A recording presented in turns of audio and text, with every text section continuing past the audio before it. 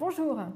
Voyons maintenant une séquence sur l'indemnisation du licenciement. Là, on est directement sur une séquence qui est liée aux récentes ordonnances Macron qui ont modifié justement le calcul des indemnités de licenciement.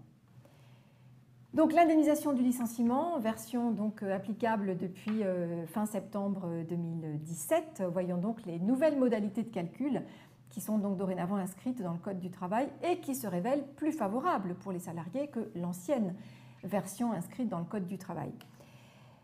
Commençons bien sûr par un cas pratique, l'histoire de Giorgio, salarié de l'équipe de Fred, parce que Fred doit prendre une décision difficile, celle de licencier Giorgio, un commercial de son équipe, donc, qui est arrivé il y a 9 mois. Giorgio a un salaire de base de 2 000 € brut et depuis son arrivée, comme il n'a rien fait, il n'a perçu aucune commission donc, sur chiffre d'affaires. Et donc, question, Giorgio aura-t-il droit à une indemnité de licenciement ? Voyons donc les règles de calcul de cette indemnité, qui sont donc les règles issues d'une des ordonnances Macron du 21 septembre 2017, qui nous disent précisément que l'indemnité minimale de licenciement versée aux salariés, en cas de licenciement bien sûr pour cause réelle et sérieuse, correspond donc à 1/4 de mois de salaire par année d'ancienneté, jusqu'à 10 ans d'ancienneté, et 1/3 de mois de salaire par année d'ancienneté pour les années à partir de 10 ans. Cette règle de calcul concerne uniquement les salariés donc, embauchés en CDI et donc licenciés pour cause réelle et sérieuse et qui sont licenciés pour motif personnel ou économique, mais attention, s'agissant du motif personnel, sauf en cas de faute grave ou en cas de faute lourde, parce que ces deux motifs de licenciement disciplinaire permettent à l'employeur de ne pas verser cette indemnité donc, de licenciement. Un exemple donc sur cette nouvelle règle de calcul, prenons le cas d'un salarié qui a 7 ans d'ancienneté, qui gagne 2 000 € par mois. Voilà comment sera calculée l'indemnité.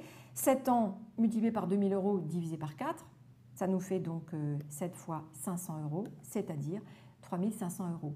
Pour vous permettre de faire comment dirais-je, de voir ce qui était le régime avant donc l'ordonnance, cette ordonnance, on était auparavant sur 1/5 de mois de salaire par année d'ancienneté. Donc ce n'était pas 1/4, c'était 1/5, donc effectivement un calcul moins favorable pour le salarié. Bien sûr, les conventions collectives peuvent prévoir toujours des modalités de calcul plus intéressantes pour les salariés. Le contrat de travail aussi d'ailleurs peut le prévoir.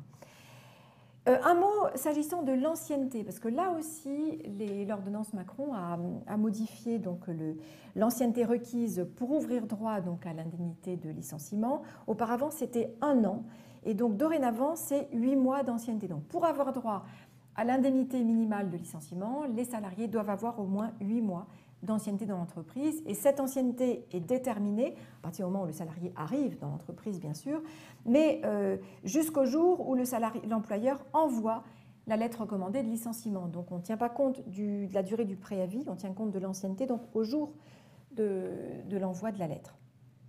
Cette ancienneté se calcule uniquement en nombre d'années et en mois, ce qui veut dire qu'en cas d'année incomplète, on calculera donc l'indemnité au prorata du nombre de mois complets. Exemple, si un salarié travaille 10 ans, 5 mois et 20 jours, on retiendra seulement 10 ans et 5 mois pour calculer l'indemnité. On ne tiendra pas compte des 20 jours, on ne proratisera pas le montant sur les 20 jours. Alors, certaines conventions collectives prévoient une proratisation même en nombre de jours, donc dans ce cas, bien sûr, on continuera à appliquer la convention, évidemment, mais légalement, si rien n'est prévu par un autre texte, on ne comptera donc que par rapport aux années et aux mois entiers.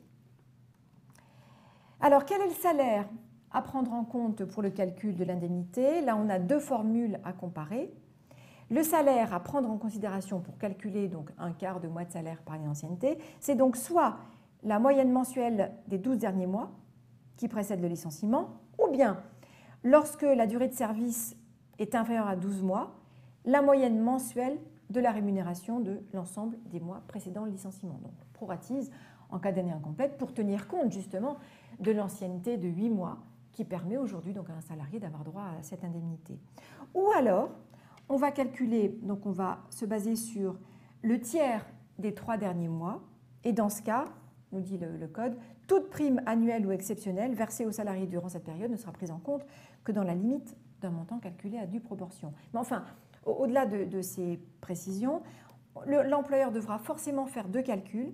Le calcul de la moyenne mensuelle des 12 derniers mois par rapport donc, à la rémunération des 12 derniers mois, ou alors la moyenne mensuelle correspondant donc, au salaire des 3 derniers mois, et il versera au salarié, il prendra en compte plutôt le salaire le plus avantageux pour déterminer donc, le montant de l'indemnité légale de licenciement. Donc est-ce qu'on peut répondre à Giorgio? Alors, ce qui est clair, c'est qu'il a passé, ça fait 9 mois qu'il est dans l'entreprise, et donc du coup, il a droit à une indemnité, puisque l'ancienneté requise est donc dorénavant de 8 mois. Donc, concrètement, il a droit à son indemnité, et donc on calculera au prorata, bien sûr, du nombre de mois de présence. Maintenant, attention, évidemment, hein, chez Protec, parce qu'on n'a pas tous les textes applicables chez Protec, il se peut très bien qu'on ait une modalité de calcul plus favorable, qu'on appliquera donc à Giorgio, mais si on n'a pas de clause conventionnelle plus favorable, voilà donc le montant indemnitaire qui sera versé à Giorgio, à supposer bien sûr que la lettre de licenciement envoyée à Giorgio soit notifiée donc, à l'occasion de ce 9e mois. Et donc Giorgio aura donc droit à 2 000 € divisé par 12 multiplié par 9, ce qui nous fait 1 500 €, qu'on divisera par un quart, par 4, ce qui nous fait donc 375 € d'indemnité donc de licenciement prononcée donc, dans ce cas de figure. Voilà comment ça se passe. Vous avez tout compris sur le montant ou le calcul de cette indemnité. On reparlera dans une autre séquence du nouveau barème de l'indemnisation, mais du licenciement cette fois-ci abusif.